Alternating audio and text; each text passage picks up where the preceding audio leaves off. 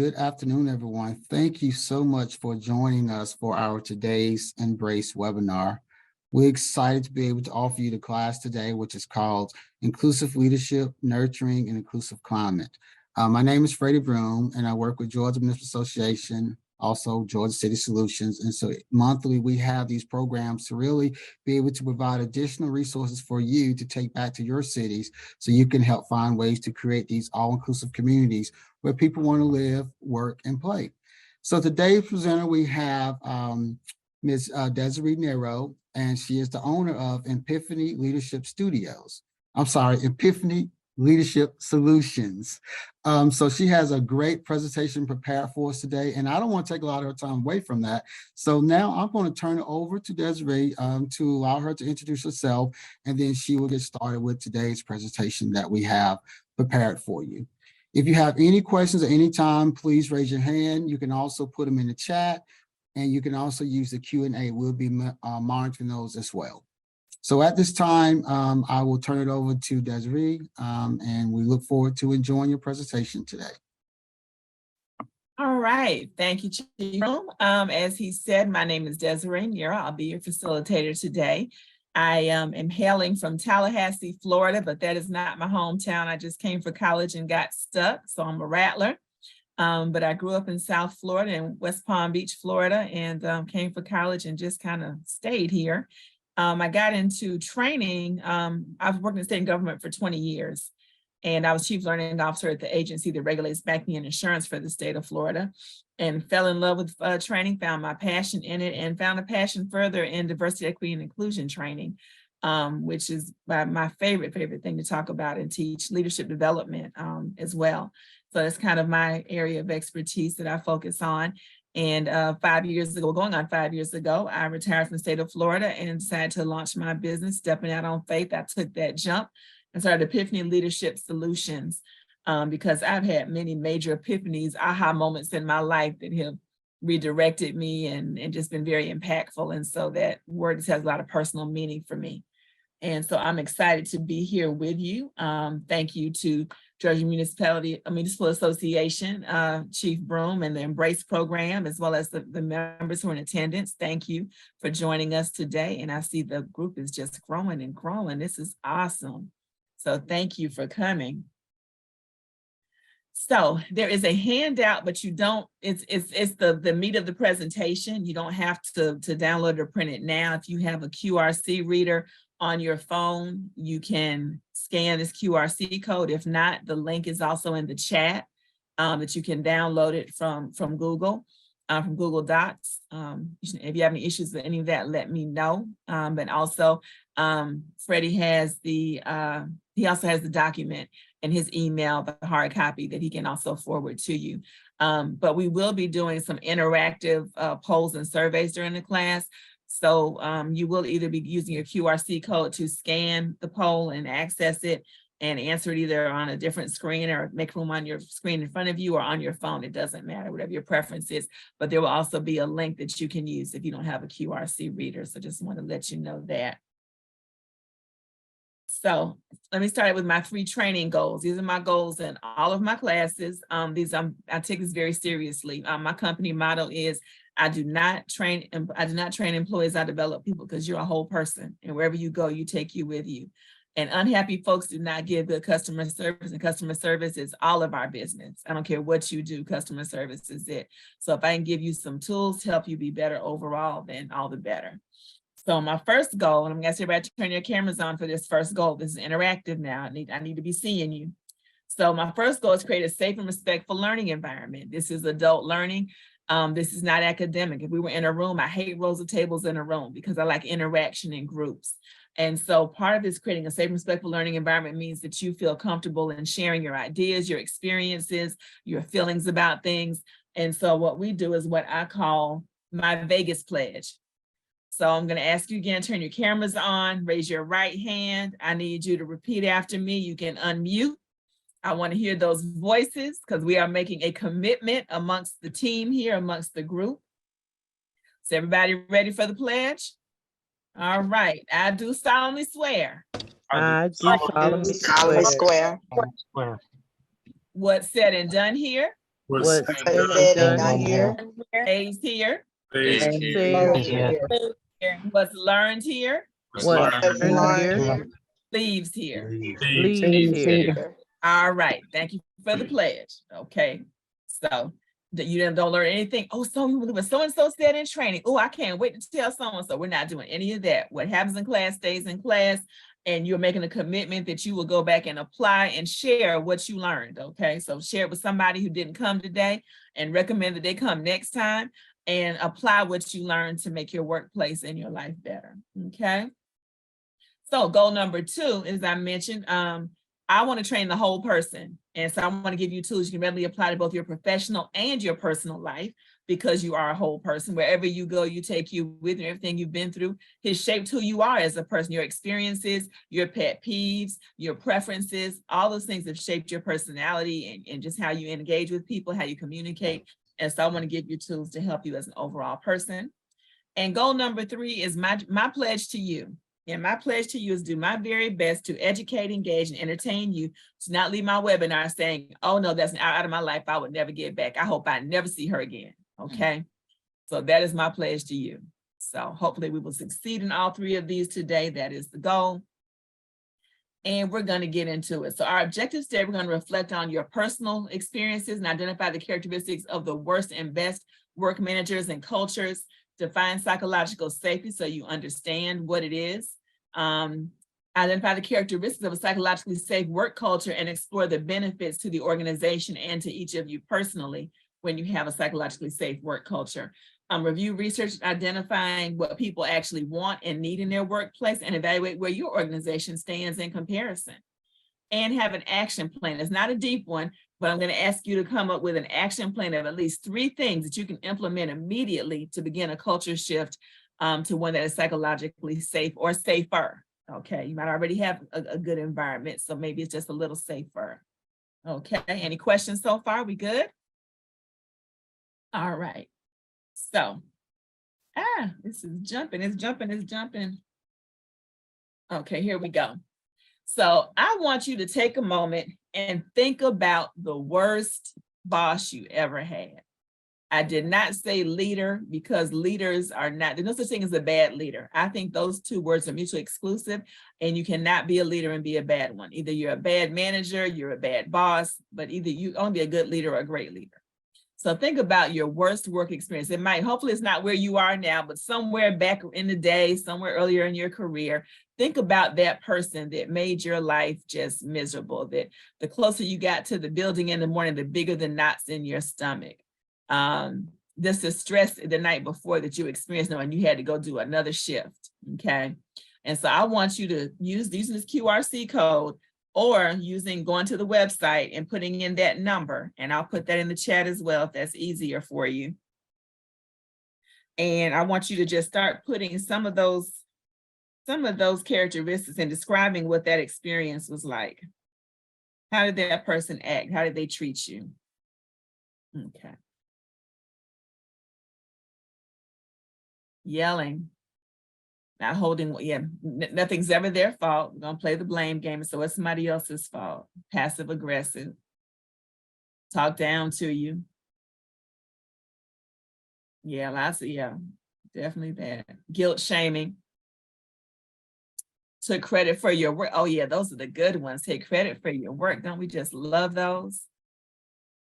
Bully, petulant, screamer, never helping. Don't know enough to help a lot of times. Don't take time to learn the job. Disrespectful, dismissive. Career development was an afterthought. Okay. Unreliable. Absent. Degrading in a public setting. Oh boy. Okay. Growth stopper. Oh yeah, they can't let you outdo them. They can't let you pass them. There, the question in interviews where they ask you, where do you see yourself in 5 years? Everybody can't handle you saying, I want to be in your job in 5 years. They don't understand they should be looking for their next move in that time. They don't get that concept. Oh, bad language, mean, bully, screamer. Okay, disengaged. Lazy and unaccountable. No respect for others' time, undervalued. No communication. Unethical actions. Oh yeah, narcissistic, lied. Okay. Closed door all the time. Oh wow. Okay. Neglecting, manipulative, gaslight. Oh boy, you guys have had some very interesting experiences in the workplace, haven't you? None of these describe a psychologically safe environment. These are exactly the complete and total opposite of what psychologically safe environments are like. And this is not about, you know, it is a mental health thing, but that's not the concept behind it necessarily, because the goal is to create a safe environment where our creativity can thrive, where you can grow, where people don't feel threatened by your gifts, your intellect, your knowledge, your experience, where everybody feels welcome. They not just have a seat at the table, they actually have a voice at that table once they get that seat. And all of that matters, because when we don't have that, not only do you suffer individually, the organization as a whole suffers. You can't have silos of success here and other people have toxic environments and then think that it's a good place to work because we're good over here on the Southeast wing, we're good over here, the heck with everybody else. That's not how it's supposed to be. We all need to be able to have that type of culture and environment to look forward to coming to work. And as leaders, it's our responsibility to provide that. And if you're not even at the top of your organization, sometimes you have to lead up. And leading up is when you set an example for people who are higher than you, make them wonder, what are you doing? What's going on in Lester's little corner of the world? His team is real glad to come to work. They're very productive. And Ursula's team, you know, they're always laughing, having a good time, but they still get the work done. People seem happy to come to work with Kyle and Madison. People, you know, they just have a whole different energy over there. You know, I teach customer service too, but this applies to all my classes because, as I said, customer service is everybody's business. Why doesn't everybody want to be Chick-fil-A and Publix? When you ask who gives the best customer service, those are always the top two names that come up time and time again. And your coworkers are your customers. The team that you lead, those are your customers. Leaders serve their team. They're not bosses. They're there for service. And so if you have that type of spirit and mentality, then you want to create a psychologically safe environment for your team. And hopefully that will kind of work its way up to the top. If it doesn't exist there, people will start to wonder what's going on in your area that's doing so well. You know, but you have to, you have to show, walk your talk and show that it can be done. You know, and the productivity that comes from a team that feels psychologically safe. So we got some good answers there. How about this? When you're in that situation, I'm sure you wish they treated you better. You recognize you weren't treated well. Sometimes we feel trapped in a situation. The market might not be good right now. We may be in the middle of trying to earn another degree or certification to make a career move and just kind of feel stuck and have to tolerate it. But did you work harder for that person? The person that wanted to put their foot on your neck and treat you like you were beneath them? We work harder for those types of leaders or managers. They're not leaders, those types of managers. You barely want to come to work. Treated with respect. Wow, 25 years. Left for a different job. Well, congrats for no matter how long it took, congrats for finally leaving. Debated leaving my career, yeah. It's hard. It's hard. I have seen and experienced some very toxic things in my career path, which is why I chose to work for myself. I realized people say I should have been an attorney. I should have gone to law school. I was at leadership development is my form of justice. If I can help create better leaders that create more inclusive and safer work environments, then that's my justice in life. That's my mission. Oh, lost your joy for teaching. And that's sad because teachers are very special. It's a gift to be able to teach. Everybody doesn't have that. A lot of folks are in classrooms that don't have that gift, and our children suffer. Left for a different job. Good, good. Did you find it was hard to speak up? Did you hold ideas in? Did you not ask questions in staff meetings or team meetings? Oh, I said she ceased to be who she is. That's hard. It is really hard. Hard to go with verbal abuse. It is. It is. Retaliation if you speak up.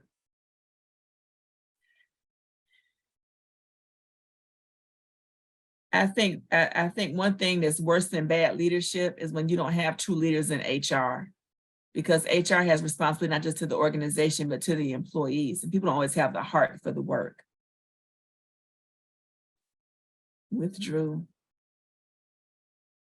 Yeah, that verbal abuse, we carry it with us because a lot of times we've experienced trauma in our childhood and somewhere else in our life. And when you go to work and somebody is coming at you with that same energy and just kind of triggering that same type of trauma, it shuts you down. And you don't get to become your best self in that environment.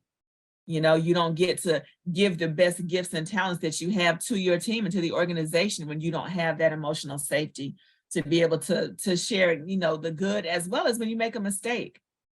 When you have an employee on your team and they can't approach you, say they made a mistake, you're in trouble, because small mistakes can turn into big mistakes when they're ignored over time. Something that we could have nipped in the bud last week that doesn't get exposed until 6 months down the road, that could be a mistake that takes down the whole organization or cost them thousands or tens of thousands or even hundreds of thousands of dollars, because a person doesn't feel comfortable saying, I made a mistake, because they fear retaliation and punishment. So it's important that we are approachable, that we are open communicators and good listeners in that communication process. That's really important. So how does the organization suffer when there's a toxic culture? What happens when employees don't feel safe? They don't feel accepted or included. They don't have a voice. What's the impact on the organization? Does it affect the bottom line, you think?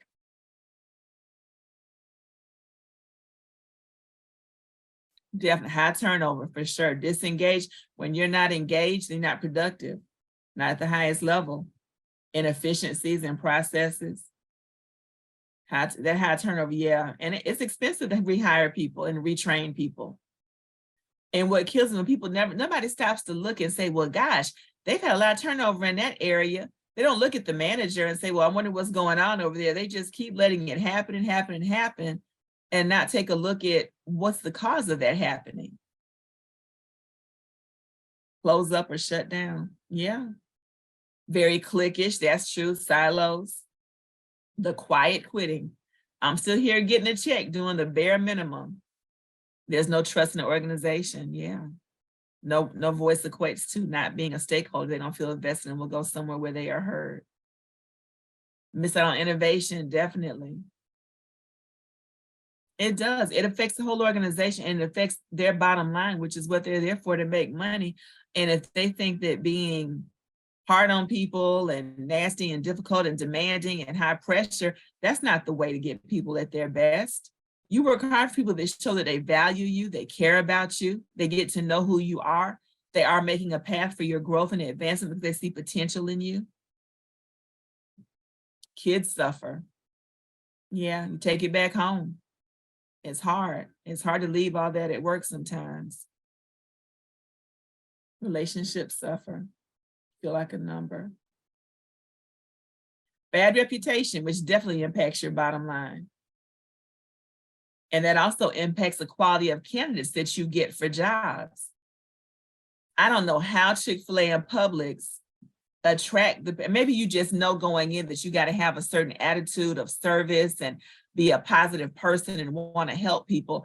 I'm not sure what it is. I need to get inside. I need to go get a part-time job and see what the process is and figure out the secret sauce to attract the people that, especially young people, you know, because our millennials get such a bad rap and our Gen Zs too. Well, you know, but I think we just kind of forget about it wasn't long when we were that age and we're kind of hard on them and forget the things that they want really help make work a better place and create more psychologically safe environments.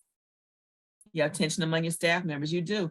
All these things play into those toxic environments and they impact the bottom line. So is it really just the bosses that create toxic work environment? You can unmute and talk to me as well. No, it's not just the bosses. I feel like it's the employees sometimes. Sometimes they come with a negative aspect of what the job, oh, I'm just here to get a check, or I'm just here to, get insurance. It's not for the well-being and welfare of, like, in my case, the kids or for because I enjoy this job. Hmm. Definitely, definitely. Anybody else?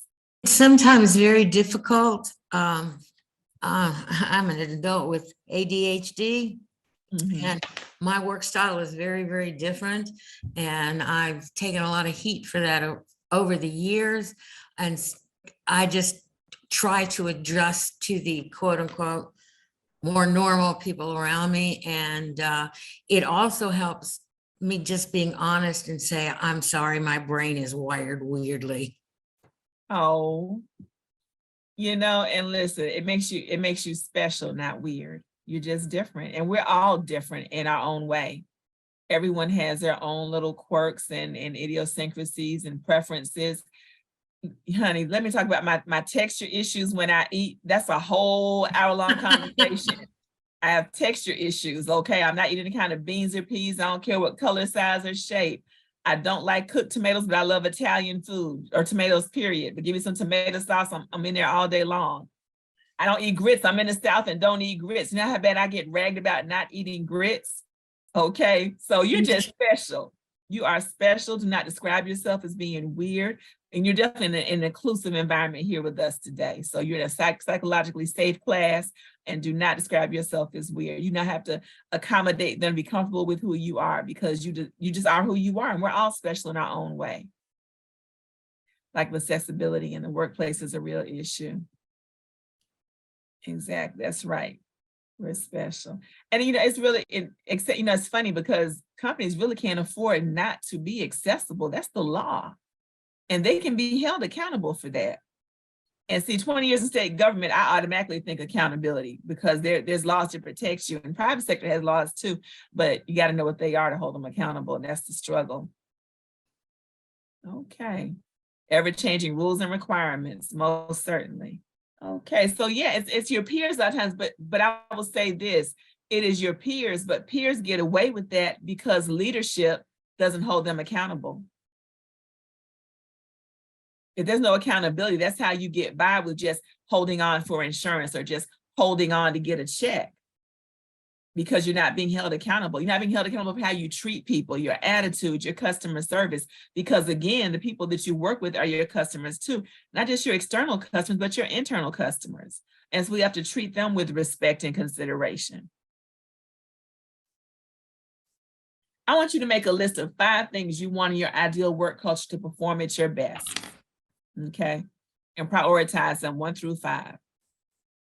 If you want to put them in the chat, you can. You don't have to. Just write them down, that's fine. But if you want to share, that's fine too.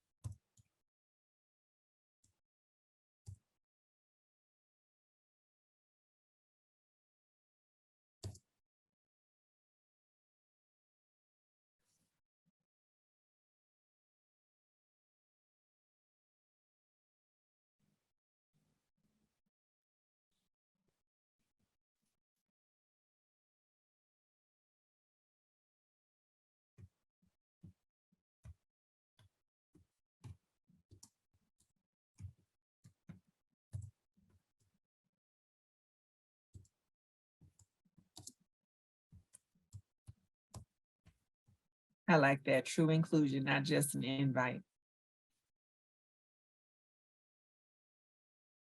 Collective bargaining power. I like that one. Work-life balance.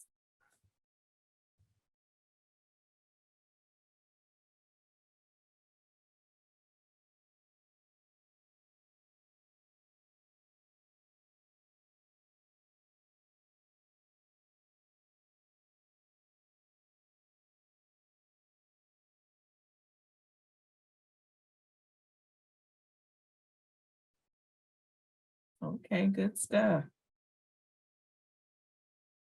respect, flexibility, accountability, clear communication, appreciation. All good ones. All good ones.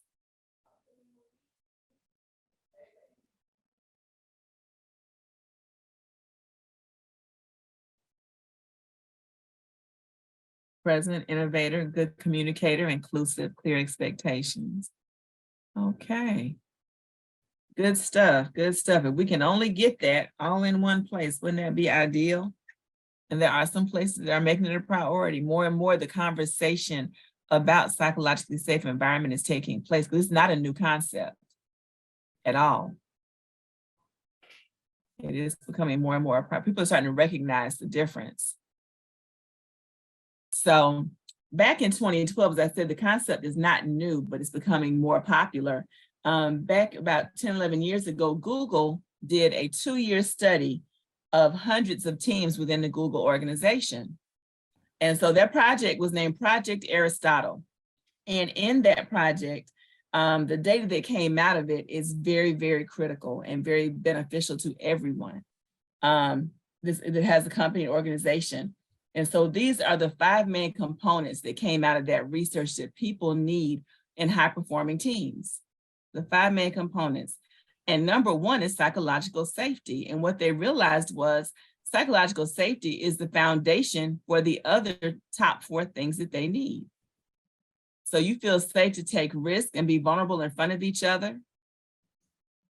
There's a book called The 5 Dysfunctions of a Team by Patrick Lencioni, and that's a whole nother class, but just to touch on it briefly, because one thing he talks about is when you're afraid to be vulnerable, then you can't be honest with your team members. So conflict will always exist, but how it exists and how it can pervade the organization depends on having a safe environment to be honest, to address conflict in a healthy way in a safe environment. And so psychological safety plays into how you handle conflict. You know, can you be vulnerable?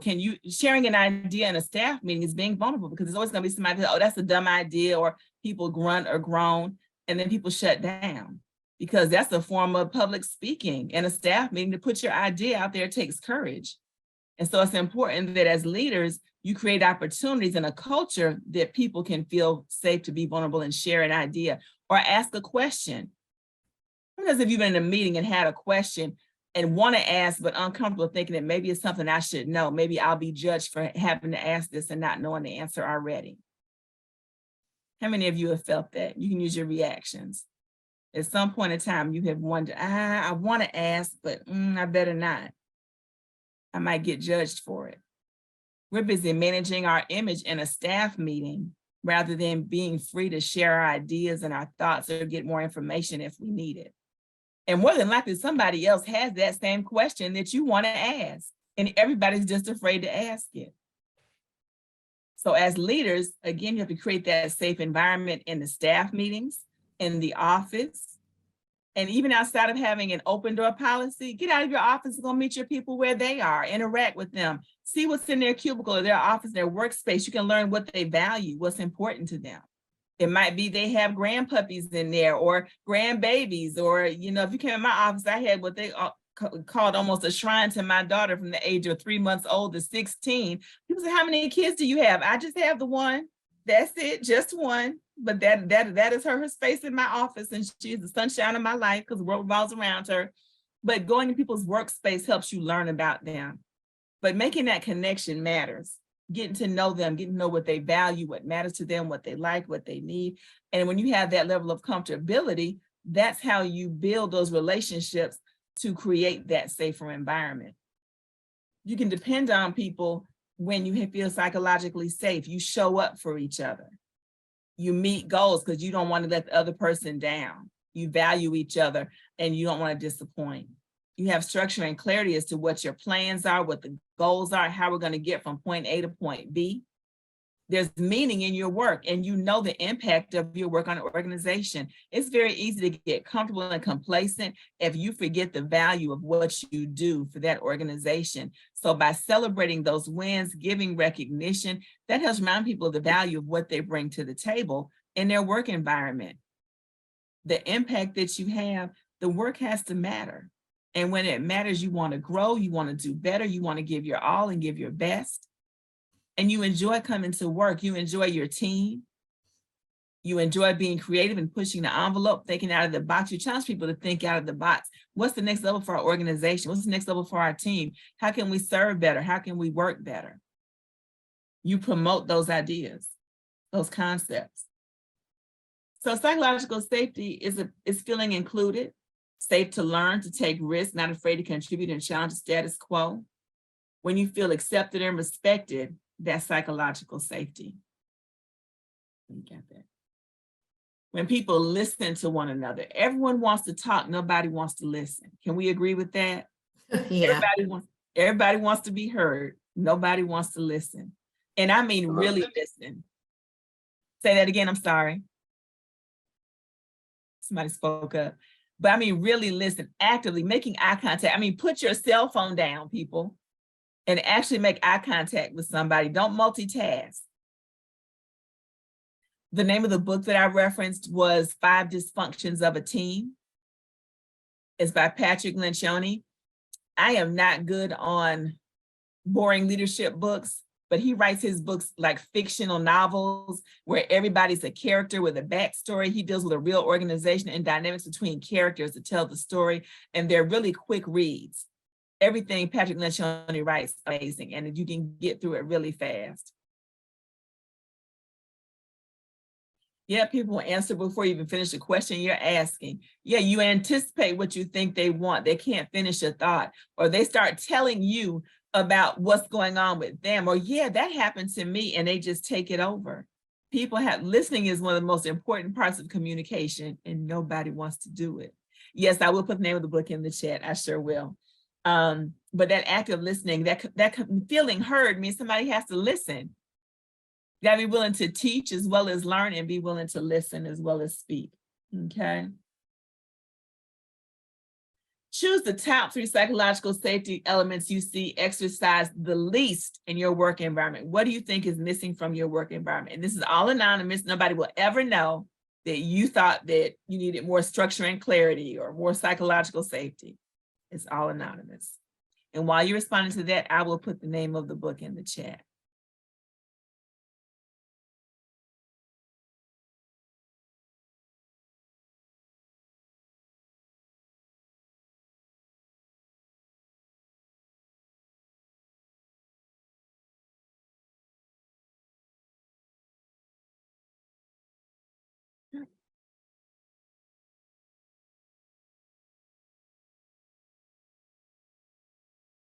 Okay, here we go. I am writing. What am I doing? Okay. Yeah, the 5 Dysfunctions of a Team. It's in the title's in the chat. He's written many, many books. They're good books. Everything he writes is good and engaging. Just good common sense stuff, but it just makes so much sense when you can read it and see it and relate to characters that you see in the books. Okay, structure and clarity is leading the pack right now. I love watching how everything shifts with the poll.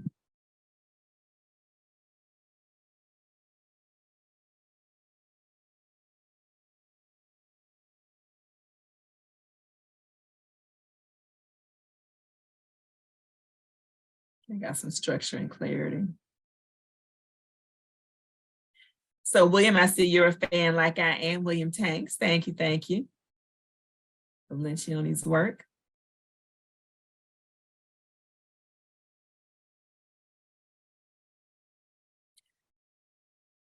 And we're still going.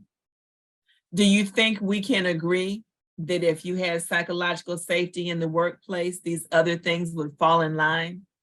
That is probably the foundational one of all of them? Can you agree with that? I think so. If we can start there, just being respectful and inclusive. Good stuff, okay. Okay, structure and clarity are leading the pack here, okay? Wow. Okay, all right. So everybody familiar with the term emotional intelligence? I don't know how I wrote on here. This is gonna drive me nuts. Can I erase it? Oh, here we go, eraser. There we go. I don't know how I pulled that off. All right, that's done. Thank you. Okay, so that's a whole nother class that Chief Freddie Broom teaches, and we're not going to get deep into it. But the reality is, if people have a higher EQ, if they're more emotionally intelligent, these are the tenets of emotional intelligence: social skills, self-awareness, self-regulation, empathy, and motivation. So if we have more emotional intelligence, more self-awareness, that is also the foundation of creating that psychologically safe environment. That's how we do that, by being self-aware, thinking about our words and our actions, how they affect other people.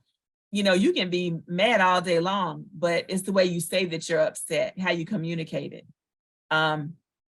Our body language, our tone. I'm sure at some point in time, somebody said something you said, who are they talking to? I know they're not talking to me like that. We've all experienced that. And how anxious are you to help that person that comes at you with that energy? You thought you were waiting. Oh boy, let's see how soon you get what you need now. You know, you get more flies with sugar. You know, it's very simple. Respect, courtesy, professionalism. If we just say professionalism, that should encompass all of those things. Can we just be professional at work, even when you're not happy? There's a way to communicate it and stay focused on the facts and what's going on. Yeah. Some examples of low EQ behavior, you guys have already mentioned a lot of them already, but that people have outbursts when they're emotionally unintelligent. They have low EQ, out of proportion with the situation, just dramatic, okay, just downright dramatic. Have difficulty listening to other people, not willing to hear anybody else's perspective or side, just can't be still and let somebody else have a voice. They get argumentative if they're not getting their way. They don't like what you're saying. If something is always somebody else's fault, they don't take responsibility for any of their mistakes. They believe that people are, oh, you're just too sensitive. No, you're just too rude. Why do I have to be too sensitive? Why can I not own my emotions and my feelings? You be accountable for being over the top and hurting my feelings and being insensitive. Said you should have got low EQ to describe your worst boss. Civility, there we go. You know, can we just be professionals? Have difficulty maintaining relationships with others, both professional and personal. And they don't get a clue, even then, because nothing's ever your fault. You don't own that you can't maintain relationships, that you don't have any real friends in your life. But it's always somebody else's fault. You're not willing to take a hard, honest look at yourself. People are not willing to do it. And I'm not speaking to you, to be clear, because people who have low EQ do not come to inclusive leadership classes, okay? So clearly, this is no one in this group. This does not apply to you. So again, it's not about just being nice. It's about giving candid feedback, being able to admit your mistakes and learn from each other. Dr. Amy Edmondson is a Harvard professor that came up with the concept of psychological safety. She's been working on this for years. She has some great YouTube videos. If you ever want to check her out and research her a little bit, I'll put her name in the chat as well if you'd like to check her out and her reading, her books and things like that. See everybody in the room. There we go.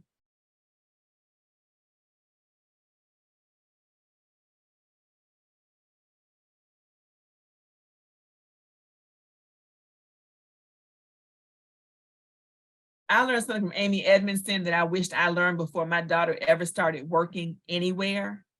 And I'm going to kind of put this real quick, and this is relevant to psychological safety as well. But when you are new on a job, new to an organization, or in a different department in the same agency or organization, there's two things people want to know.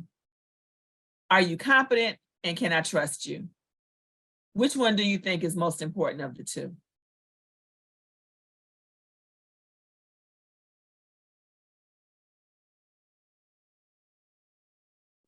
Trust. Yep, you got it. Trust. It's the trust all day, every day. Your competence matters. See, people come in thinking competence matters first. They want to show people why they got the job, why they deserve to be there, how smart they are, how good they are, how hard they work. But when you don't take time to build the trust and the relationships are everything in life. Everything. When you see somebody rising up and you know they don't know diddly squat, but they keep getting promoted, that's relationships. It might be a little butt kissing too, but that's relationships. They take time to build them. And they're getting somebody to believe they have the ability to get something done, even when they don't actually produce anything themselves. It's relationships. And so trust is about the foundation of your relationship with people. And so if you come in and you build trust, people don't see you as a threat. When you come in just trying to show how good you are, people see you as a threat. They see you as a bull in the china shop. Another way trust is important, because my daughter, being the overachiever and only child that she is the bull in the china shop. Thank you that by the age of 30, by the age of about 25, we curbed that a little bit, because we're thinking, well, mommy, I work so hard and it's just not working out. And I do this, I'm number 2, or I'm number 1. Got to build relationships. I don't know how I ended up with an introverted child. I have no idea how that happened. I have a very introverted child, okay? And the older she gets, the more introverted she becomes. But there's room for her too. You have to allow people to be who they are, even when they're introverted, because they're different. They see things different, they communicate different. We got to be willing to accept that and value that in that person. Because one thing about her, she's going to size up the situation before she jumps in. And more of us need to do that rather than just jumping in and talking. She's going to sit back and observe. And she has very, very good benefits to being a little introverted sometimes, taking our time. People believe that they're going to be punished or humiliated when they speak up with their ideas, their questions, concerns, or mistakes. So who suffers when employees don't speak up? Who's suffering? Everybody. We all suffer. We all suffer. You all suffer because you are being deprived of that creativity, that brilliance, those great ideas that could make life better for everyone. Everybody suffers, and the bottom line suffers. You know, your competition's still beating you because you can't get out of this way we always did it. And you got folks who could take you to the new way to do it, but you're not open to hearing it. So we got to do better in that. Okay. Some reasons why it's important: in employees, enhance employees' engagement. You have more inclusive, fostering an inclusive workplace culture. People are more creative and they share more. It improves overall well-being. It improves your health, because when you hate going to work, who's ever hated going to work? Who ever had a job they hated going to?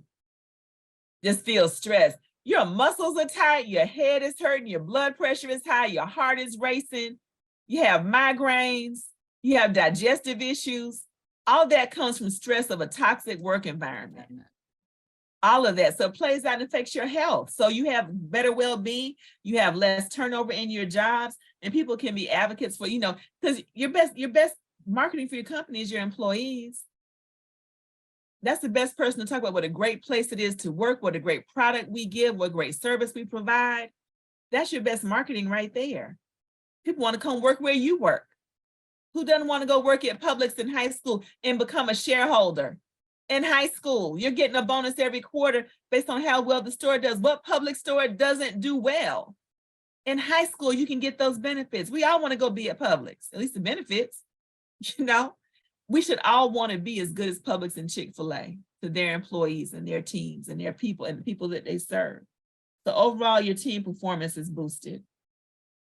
The elements of psychological safety, you destigmatize making mistakes. You understand people's needs and their wants because you get to know them, you connect, you talk to them. People share information and are transparent versus hoarding. You know anybody that hoards information? People that think hoarding information is job security? You know anybody like that? People are leaving, retiring, and still won't share information. Really? Really? So you'd rather ride by here in 5 years and tell your grandchildren, that's where I used to work. They fell apart after I left. Or would you rather tell them, I used to work there and what I built is still thriving. They're still there getting it done because I was a part of building that foundation. What's your attitude? Do you want to have a legacy or you want to have a memory, a funeral for what you used to do?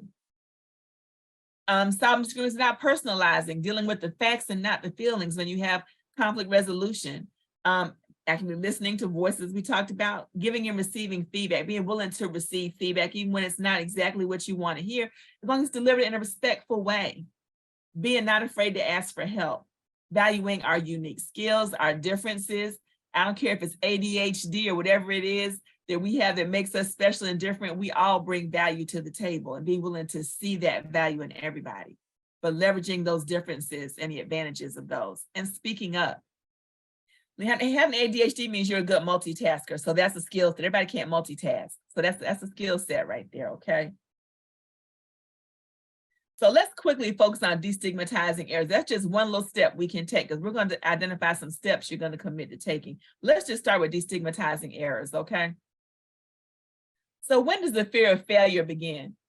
Was it the first time you got called on to read out loud in class in maybe kindergarten or first grade? Was the first time you got in trouble for making a big mess or breaking something, breaking your mom's favorite vase or a lamp? Was it when you were the last one picked for kickball? That was normally me. I wasn't very athletic. I was cute and smart, but not athletic. Was it the first time you took a B or a C or maybe a D home on your report card?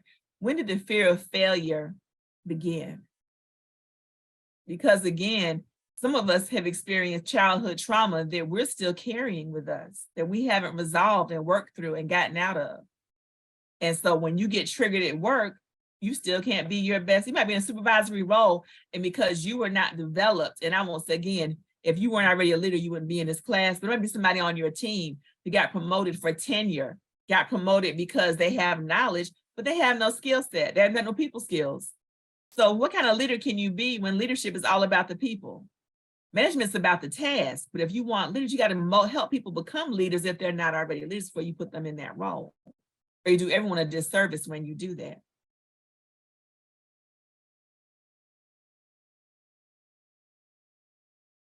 So what if, just imagine this, what if we gave ourselves and others permission to celebrate mistakes? Can we celebrate mistakes? Forget the mistake, remember the lesson. Nelson Mandela said, I don't lose, he said, I don't win or lose because I learn. It's not win or lose, it's win or learn. If you learn from that mistake, it's not a failure. You only learn from, you don't learn from this, you learn from failures. How many times did the Wright brothers have to try to crash a plane before they actually flew? You learn from failures. You don't learn from success. We got to be open to it. Quick little example, real quick video.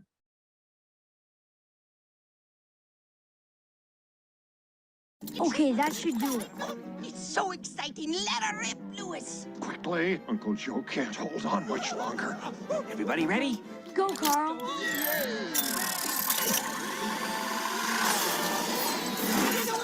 Oh, no.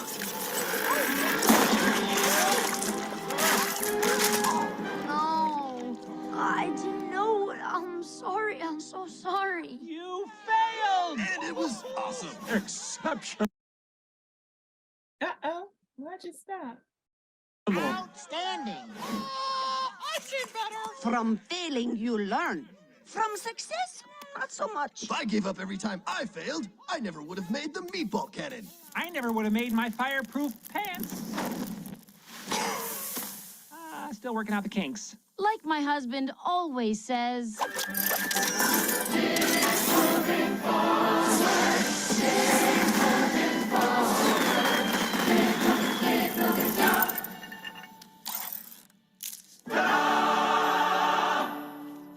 I propose a toast to Lewis and his brilliant failure. May it lead to success in the future. Now, how much better would it feel if we could celebrate our mistakes? Look for the lesson in it rather than persecuting people because they made one. Who hasn't made a mistake? Anybody never made a mistake? I want to know who you are. Anybody who's never made a mistake. You ever met anybody who's never made a mistake? Okay, that's what I thought. Thank you, Lester. Thanks, Christy, for sharing. You know, but we have to be comfortable with making mistakes. We have to be. We have to be able to do that because that's how we grow and improve.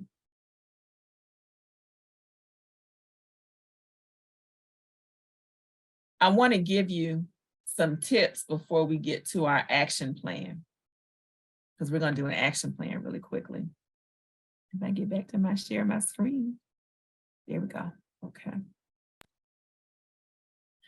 Here are 3 tips to begin building psychological safety immediately. Frame the work as a learning problem and not as an execution problem. And execution as in implementation, also execution of the person that made the mistake. Okay, we're not killing anybody over a mistake.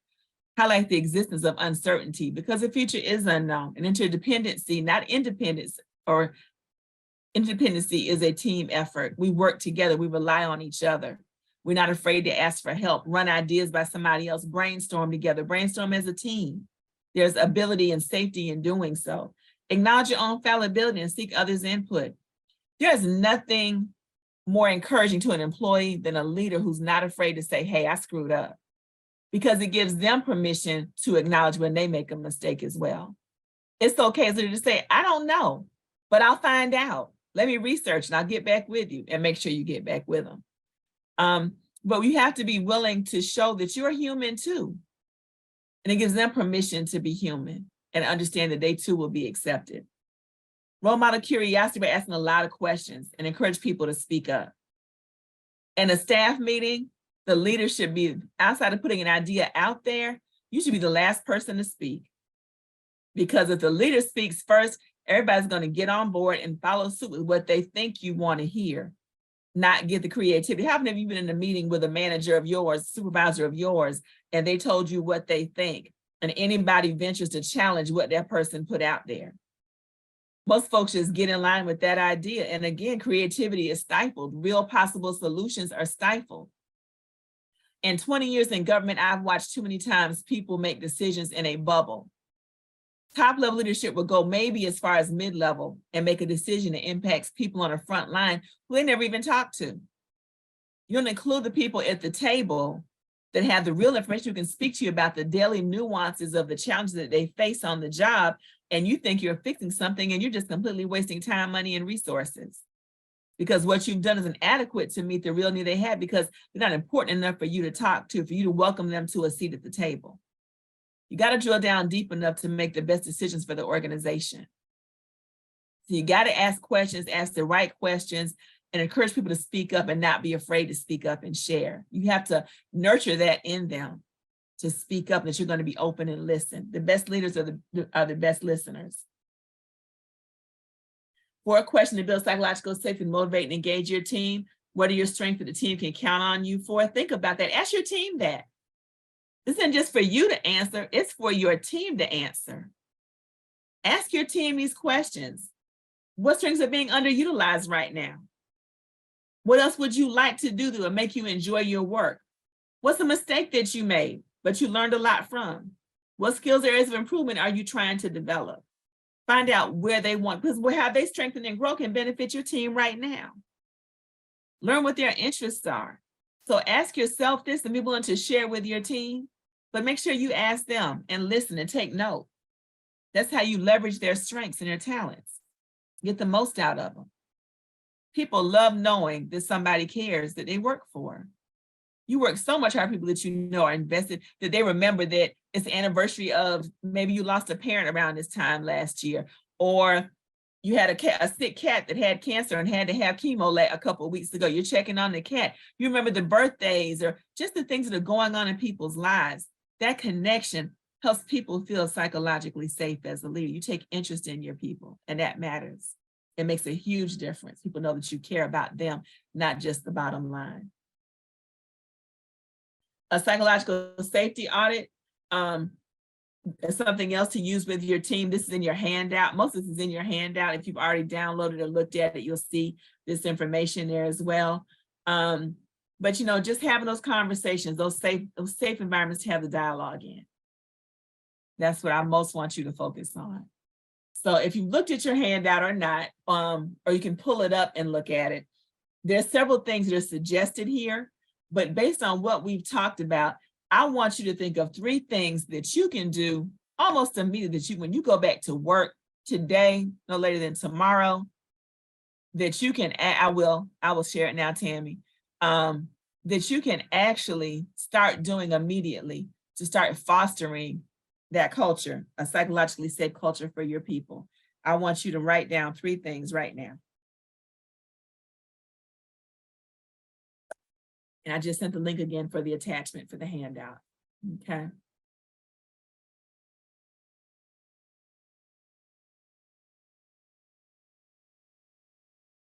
I want you to put your 3 things in the chat.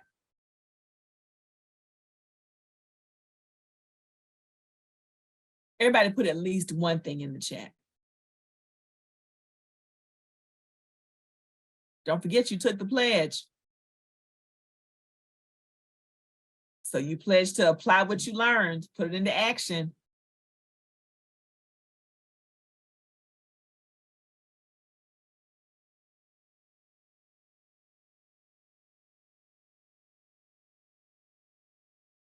Mentor and seek input, very good.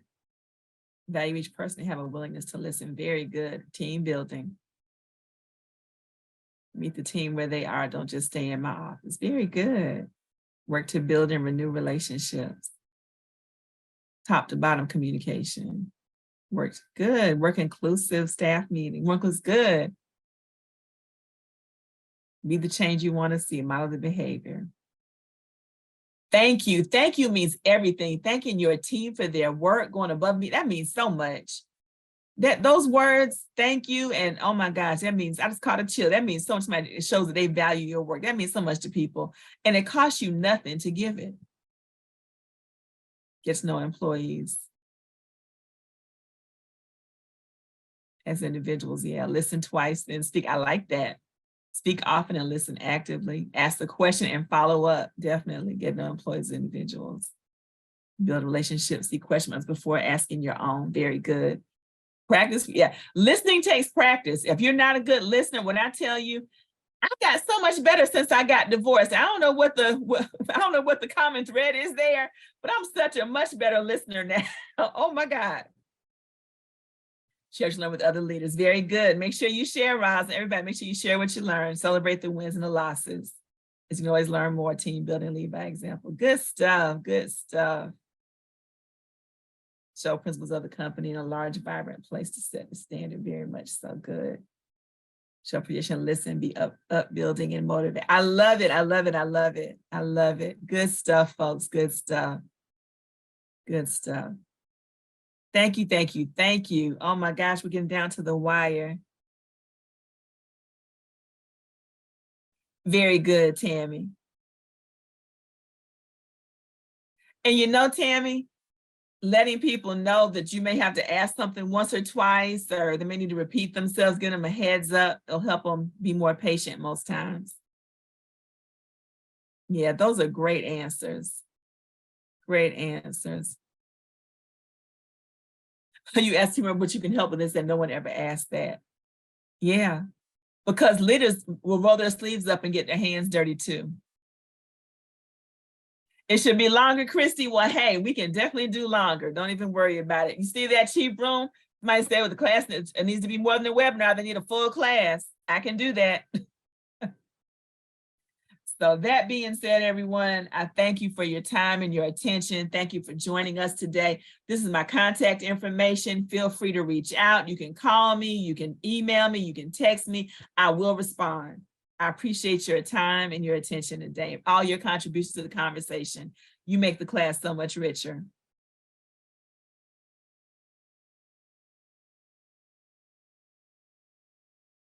Hey, I would love to come in person. We can do that too. It did fly, didn't it? Oh my gosh, it went so fast. It went so fast. So thank you, thank you, thank you, everyone. I really enjoyed you. I really enjoyed all your feedback. I can't wait to go back and read over the comments again. You had such great, great, valuable feedback and input. Thanks, Ms. Tammy. You guys have a wonderful week. Have a good long weekend. Any veterans in the class or family of veterans, we thank you for your contributions and your sacrifices, because Memorial Day is not a happy day. It's a day of remembrance and respect for those that we lost. So thank you to all of those who have experienced that loss or have made sacrifice for us in giving through military service. So thank you, thank you. Have a good weekend. Hope to see you guys soon.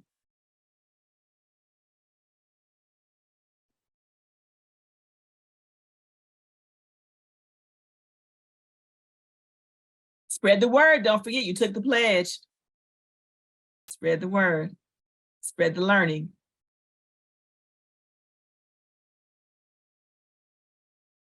Thank you. Have a good day. You too, Jenny.